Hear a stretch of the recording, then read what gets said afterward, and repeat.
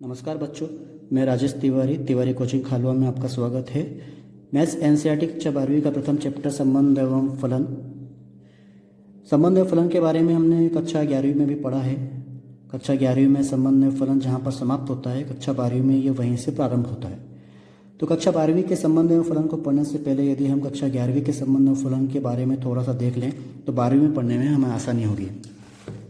कक्षा 11वीं में संबंध एवं फलन अध्याय 2 में था और ये अध्याय स्टार्ट हुआ था समुच्चयों के कार्तीय गुणन से, कार्टेशियन प्रोडक्ट ऑफ सेट।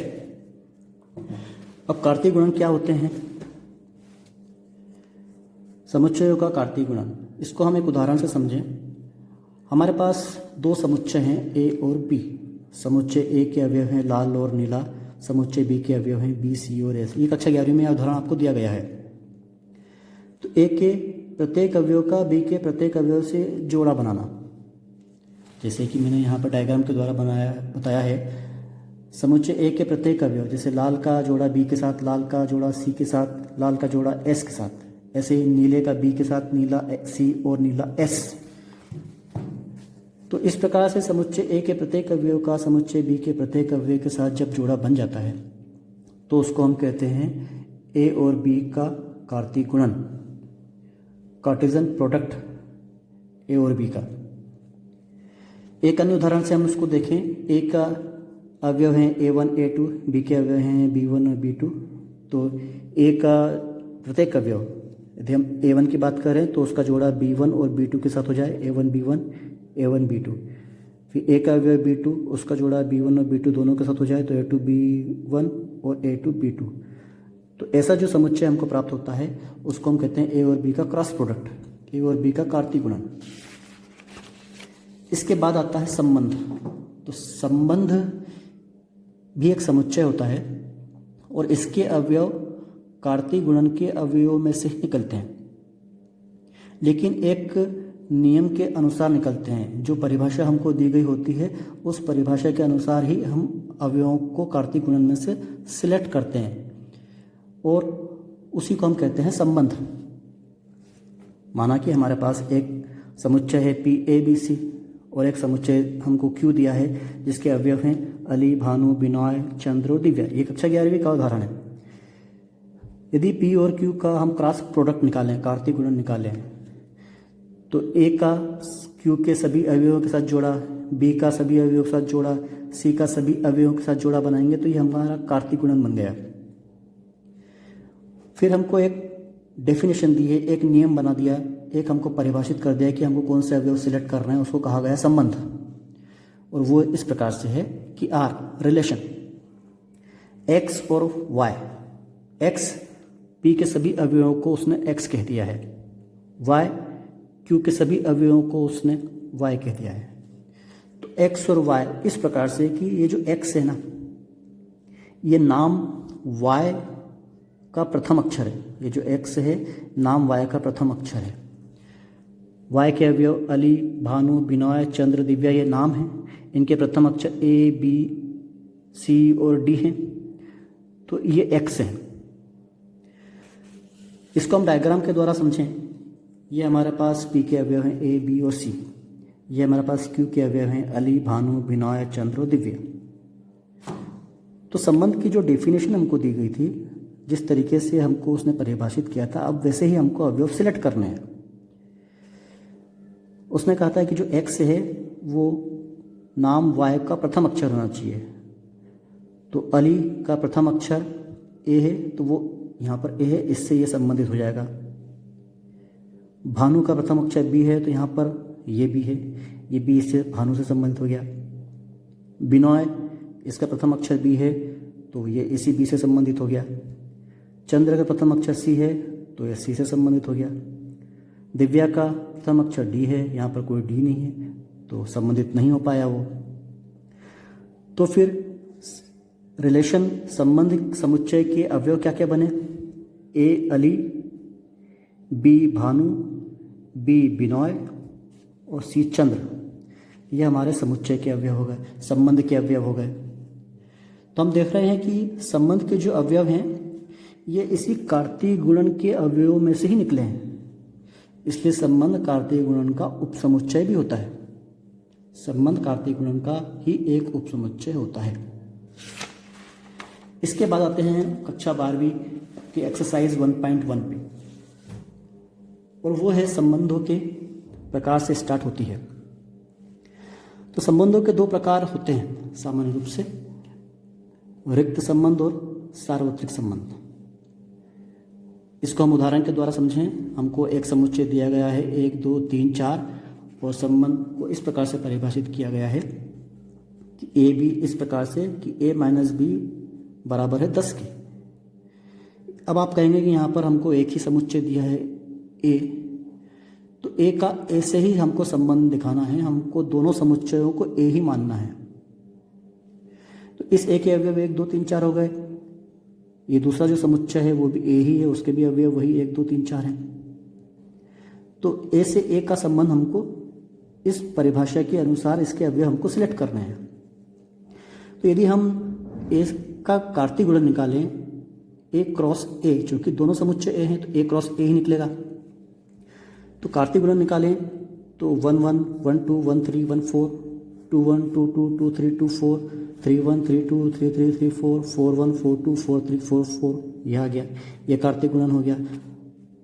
संबंध रिलेशन के अवयव इसी में से निकलेंगे, और वो परिभाषा ये है कि a में से b को माइनस करें। प्रथम समुच्चय के अवयवों को a कहा है सभी को, दूसरे समुच्चय के सभी अवयवों को उसने b कहा है। तो पहले अवयव में से दूसरे अवयव को माइनस करें और वो 10 के बराबर आए तो उसी जोड़े को हम संबंध में लेंगे। तो यहाँ पे हम देखें कि 1 में से 1 को माइनस किया तो 0 आया, जो कि 10 के बराबर नहीं है। 1 में से 2 को माइनस किया, -1 आया, 10 के बराबर नहीं है। 1 में से 3 को माइनस किया, -2 आया, 10 के बराबर नहीं है। तो ऐसे हमने सभी अवयवों के लिए चेक किया। a में से b को माइनस किया, कोई भी 10 के बराबर नहीं आ रहा। इसका मतलब कि संबंध के लिए हमको कोई भी अवयव नहीं मिला। जब संबंध के लिए हमको कार्तीय गुणन में से कोई भी अवयव ना मिले तो वो संबंध क्या होता है? रिक्त संबंध होता है। वो एक रिक्त समुच्चय होता है, उसको हम 5 से दिखाते हैं। तो ये एक रिक्त संबंध है। वहीं अगर ऐसा हो जाए, हमको एक समुच्चय दिया हुआ है 1 2 3 4, और संबंध दिया हुआ है ए बी इस प्रकार से कि a और b का जो मॉड्यूलस है, जो मापांक है, वो 0 से या तो बड़ा है या 0 के बराबर है। तो हम देखें हमारे पास वही उदाहरण है और उसके कार्तीय गुणन ये हैं, लेकिन इस बार संबंध को इस प्रकार से परिभाषित किया गया है कि a माइनस बी का मापांक वो या तो 0 होना चाहिए या 0 से बड़ा होना चाहिए। उन्हीं अवयवों को हम संबंध में लेंगे। तो हमारे कार्तीय गुणन का जो पहला अवयव था 1 1, ये a था और ये b था। 1 - 1 मापांक में किया हमने तो 0 हो गया, जो कि इस परिभाषा को संतुष्ट कर रहा है, मतलब 1 1 आ जाएगा संबंध में। फिर हम 1 - 2 करें, a माइनस बी की परिभाषा के अनुसार मापांक में रखा 1 - 2, तो -1 मापांक के अंदर मापांक से बाहर आया तो 1 हो गया। वो 0 से बड़ा होता है, ये भी इस परिभाषा को संतुष्ट कर रहा है। 1 - 3 1 - 4 सभी अवयवों के लिए हमने चेक किया तो हमने देखा कि मापांक से जब वो बाहर आता है तो या तो हमको 0 मिल रहा है या 0 से बड़ा मिल रहा है। इसका मतलब ये हुआ कि संबंध के अवयव कौन से आ रहे हैं? कार्तीय गुणन के सारे अवयव संबंध बन रहे हैं। तो यहाँ पर संबंध कार्तीय गुणन के बराबर ही हो गया। तो जब संबंध के अवयव कार्तीय गुणन के अवयवों के बराबर हो जाए, समान हो जाए, तब हम कहते हैं वो क्या है? सार्वत्रिक संबंध है।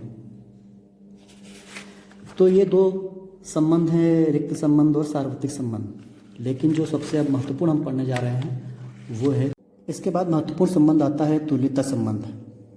इसी पर आधारित गणित भी है जो हमको पढ़ना है। तुल्यता संबंध में 3 प्रकार के संबंध आते हैं: स्वतुल्य संबंध, रिफ्लेक्सिव रिलेशन, सममित संबंध, सिमेट्रिक रिलेशन, और संक्रामक संबंध, ट्रांजिटिव रिलेशन। संबंध का कोई उदाहरण स्वतुल्य हो सकता है, सममित हो सकता है, संक्रामक हो सकता है, या इनमें से कोई 2 हो सकता है, या वो तीनों ही हो सकता है। संबंध का कोई उदाहरण जो तीनों ही हों, यदि वो स्वतुल्य संबंध भी है, सममित भी है और संक्रामक भी है, तो हम कहते हैं कि वहाँ पर एक तुल्यता संबंध है। स्वतुल्य संबंध का उदाहरण हम देखें। यदि हमें एक समुच्चय दिया हुआ है 1 2 3 और संबंध को इस प्रकार से डिफाइन किया गया है कि A B such that A is equals to 2, A B इस प्रकार से कि ए बराबर बी। समुच्चय ए के अवयवी हो गए, दूसरा समुच्चय भी ए ही है, क्योंकि ए के समुच्चय दिया है तो हम दोनों समुच्चयों को ऐसे ही रिलेशनशिप निकालेंगे। ये अवयव सभी ए हैं, ये अवयव सभी बी हैं। तो ऐसे अवयवों को आपस में संबंधित करना है जो आपस में बराबर हो, ए बराबर बी। तो आपस में बराबर अवयव क्या हो गए, 1 और 1 आपस में बराबर है, 2 और 2 आपस में बराबर है, 3 और 3 आपस में बराबर है। तो संबंध में कौन कौन से अवयव आ गए, 1 1 आ गया, 2 2 आ गया और 3 3 आ गया। तो जब समुच्चय एक के जो अवयव हैं 1 2 और 3, उन सब की पेयरिंग यदि हमको मिल जाए, उन सब के जोड़े यदि हमको संबंध में मिल जाए तो हम कहते हैं वो समतुल्य संबंध है। जैसे यहाँ पर 1 है तो 1 1 है, यहाँ पर 2 है तो 2 2 है, यहाँ पर 3 है तो 3 3 है। तो ये एक समतुल्य संबंध है। इसको इस प्रकार से दिखाया जा सकता है कि प्रत्येक ए जो कि ए में है, उसके लिए यदि हमको संबंध में ए आर में मिल जाता है तो ऐसा संबंध समतुल्य संबंध कहलाता है, रिफ्लेक्सिव रिलेशन कहलाता है। इसके बाद आता है सममित संबंध। सममित संबंध सिमेट्रिक रिलेशनशिप एक प्रकार की मिरर इमेज होती है। मिरर इमेज कैसे, सपोज ये हमारा कोई एक मिरर है और इस तरफ यदि हमने ए बी लिखा है तो मिरर के दूसरी तरफ उसका उल्टा प्रतिबिंब दिखेगा तो बी ए दिखना चाहिए। अगर इधर 2 3 है तो उस तरफ मिरर के दूसरी तरफ 3 2 दिखना चाहिए। इसको हम कहते हैं मिरर इमेज। और इस प्रकार की जो रिलेशनशिप होती है उसको हम कहते हैं सिमेट्रिक रिलेशनशिप, सममित संबंध। इसको हम एक उदाहरण से समझें। हमको समुच्चय ए दिया हुआ है 1 2 3 और रिलेशन इस प्रकार से डिफाइन है, A B such that modulus A minus B is equals to 1। A में से बी को माइनस करें तो उसके मापांक का मान 1 के बराबर होना चाहिए। तो जो समुच्चय है हमारे पास ए 1 2 3, दूसरा समुच्चय भी वही ए 1 2 3। एक को 1 से जब हमने कनेक्ट करके देखा तो 1 - 1 0 आता है, जो कि 1 के बराबर नहीं होता, इसलिए 1 और 1 नहीं आ पाएगा। 1 - 2 करके देखें इस डेफिनेशन के अनुसार, तो 1 - 2 मॉडुलस के अंदर -1, मॉडुलस के बाहर निकलेगा तो +1, जो कि इस परिभाषा को संतुष्ट करता है, इसलिए 1 और 2 आ जाएगा। 1 और 3 -2 देगा, मॉडुलस के बाहर वो +2 हो जाएगा, जो कि 1 के इक्वल नहीं है तो वो नहीं आ पाएगा। 2 1 आ जाएगा, 2 3 आ जाएगा, क्योंकि मॉडुलस के बाहर निकल के उसकी वैल्यू +1 हो जाएगी। 3 2 आ जाएगा। तो इस प्रकार आप देखें कि संबंध में कौन कौन से अवयव आ गए। 1 2 आ गया, 2 1 आ गया, 3 2 आ गया, 2 3 आ गया। अगर 1 2 है तो उसकी मिरर इमेज 2 1 है, 3 2 है तो उसकी मिरर इमेज 2 3 है। तो जितने भी अवयव हैं सबकी मिरर इमेज संबंध में हैं। संबंध में यदि सभी अवयवों की मिरर इमेज हो तो हम कहते हैं कि वो एक सममित संबंध है। इसको इस प्रकार से भी हम दर्शा सकते हैं कि प्रत्येक ए बी, इन सभी को ए बी कहा है जो कि ए में है, उसके लिए यदि हमको ये दिया गया है कि ए बी आर में है तो बी ए भी आर में मिलना चाहिए। ऐसे संबंध को हम सममित संबंध कहते हैं, सिमेट्रिक ट्रांजिटिव। यदि हमको एक समुच्चय दिया गया है, मान लिया वो अवयव हैं हमारे ए बी और सी, ये सब ए में हैं, उसके लिए हमको दिया गया है कि ए बी आर में है तथा बी सी भी आर में है, तो उस कंडीशन में यदि हमको ए सी भी आर में मिल जाए तो हम कहेंगे कि वह संक्रामक संबंध है। इसको हम एक उदाहरण के द्वारा समझें। यदि हमको संबंध इस प्रकार से दिया है कि 1 2 है, 2 3 है, ये ए ये बी, ये बी ये सी, ए बी है बी सी है, तो परिभाषा क्या कहती है कि फिर ए सी भी होना चाहिए। तो ये ए और सी 1 3 होना चाहिए, तो 1 3 भी है, तो ये क्या है, एक संक्रामक संबंध है। एक दूसरा उदाहरण देखें, 1 2 2 3 और 4 5, ए बी अगर इसको मान लें तो बी सी है ये, क्योंकि ये 2 से स्टार्ट हुआ, अगर ये बी था तो ये बी है, तो ये बी सी हो गया। तो ए बी है बी सी है, लेकिन ए सी नहीं है, 1 और 3 होना चाहिए था, वो नहीं है इसमें, इसलिए ये संक्रामक संबंध नहीं है। संक्रामक संबंध के कुछ महत्वपूर्ण नियम आपको ध्यान में रखने चाहिए। हमको कोई संबंध आर के अवयव इस प्रकार से दिए गए हैं कि ए बी तो है और बी सी भी है, तभी हम ए सी को चेक करेंगे। अगर हमको ए बी दिया है और बी सी नहीं दिया तो फिर हम ए सी चेक नहीं करेंगे। आपको पता है कि जब संबंध में ए बी होता है, बी सी होता है और तब ए सी अगर मिल जाए तो हम कहते हैं कि संबंध संक्रामक है। ए बी है, बी सी है और ए सी नहीं मिले तो हम कहते हैं कि संबंध संक्रामक नहीं है। लेकिन यदि आर में A B belongs to R दिया है और B C belongs to R नहीं है तो उस स्थिति में हम A C belongs to R को चेक ही नहीं करेंगे।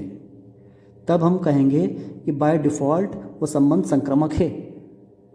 उदाहरण के लिए अगर आर के अवयव हमारे पास दिए हुए हैं 1, 2 और 3, 4, यदि हम इसको ए और इसको बी मान लें तो ए बी है लेकिन कोई भी अवयव 2 से स्टार्ट नहीं हो रहा, मतलब बी सी नहीं है। इसको थोड़ी देर के लिए हम मान लें 3 और 4 को ए बी, तो बी क्या है 4, यहाँ पे कोई भी अवयव 4 से स्टार्ट नहीं हो रहा, मतलब बी सी नहीं है। तो दोनों ही उदाहरणों में दोनों ही अवयवों के लिए हम देख रहे हैं कि ए बी तो है लेकिन बी सी नहीं है। तो जब ए बी हो और बी सी नहीं हो तो हम ए सी को चेक ही नहीं करते, हम बाय डिफ़ॉल्ट मान लेते हैं कि वो उदाहरण एक संक्रामक संबंध का उदाहरण है।